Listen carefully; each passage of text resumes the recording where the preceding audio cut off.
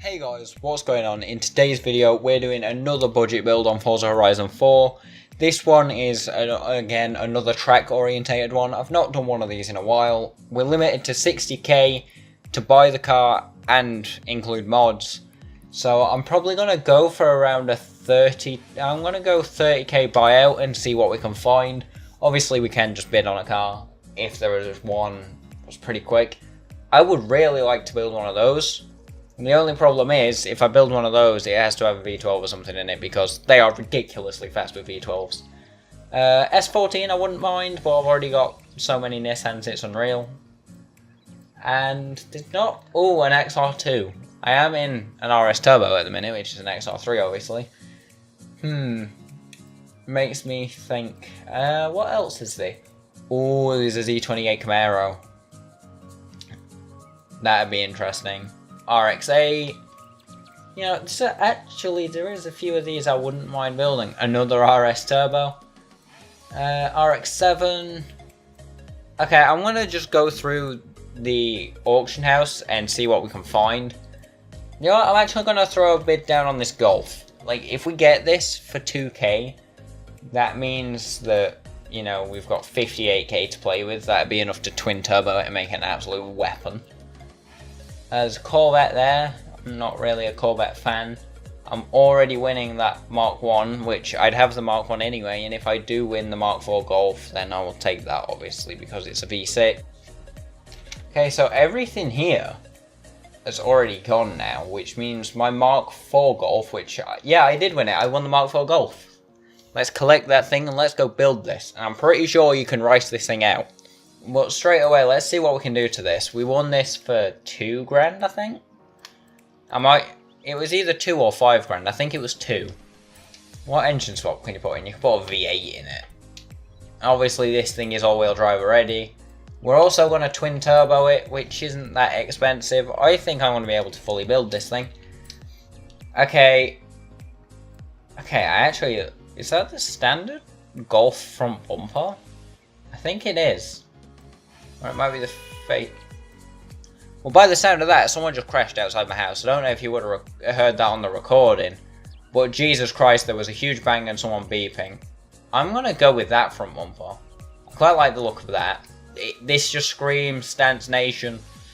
It's hard to find a set of wheels for a car like this. Oh, they work. They work quite well, actually. VW on BBSs, it has to be done.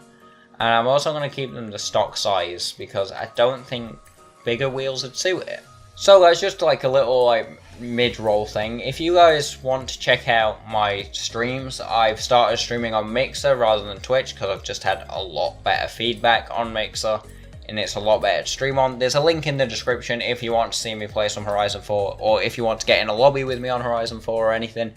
Just shoot me a message, I'll invite you, and I am streaming basically whenever I'm not recording now, which is kind of why I'm taking recording breaks, and I'm also waiting on new equipment. Oh, 50, I'm letting myself off 50 credits, alright? There we go, we've built a Golf. Hopefully this thing's going to be an absolute weapon. It is obviously kind of a sleeper track build. It made 640 horsepower, which is a hell of a lot of power for a Golf. And I know that the V6s can take a lot of power when they're twin turboed and whatnot. There's a tuning place not far from me what have an 800 horsepower Mark 5 Golf R32. And that thing is ridiculous. It has a 0 to 60 of like 3 point something seconds. It's fucking mental. Okay, as soon as it's going dark, I want to spend a little bit of time and just wait for it to turn back to daylight before I carry on recording. And in the time while it's dark, I'm going to throw a little bit of a tune on it and see what we can do with it. Because, I mean, so far it's alright, it just feels a little bit jelly-like. It doesn't feel stiff enough and it understeers a lot. So I'll see you guys when it turns back light, because obviously Forza nighttime recording doesn't go well. Back here in the Golf R, it is now daytime. You can see the colour of this thing absolutely pop. That vent really annoys me on the front bumper. Other than that, I really like the front end of this car. I've tuned this a little bit, not really aggressively tuned it either. It's just a quick, just a general quick tune. I take it for a bit of a spin. I've not really drove it since, and of course it starts to rain. But I think there's only one thing we can actually do before we start to drive this properly on some back roads, and that's launch it. Oh, that was fun. I need to lock the diff more on the back and give it a bit more bias. I think I've put it 65% to the rear, so I might need to just go to 70 or so, or just be a bit more careful on corners, which would be the easier option. But so far, this thing, it feels like the drivetrain suits the power really well. Like, it feels like 650 was it? 640, whatever it was.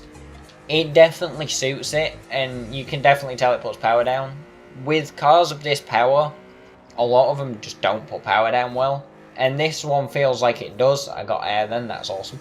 I wouldn't believe if I didn't know this car was built within 60k, I wouldn't believe that it was. I have a feeling on the tight twisties I might have a bit more problem with understeer. It's kind of expected.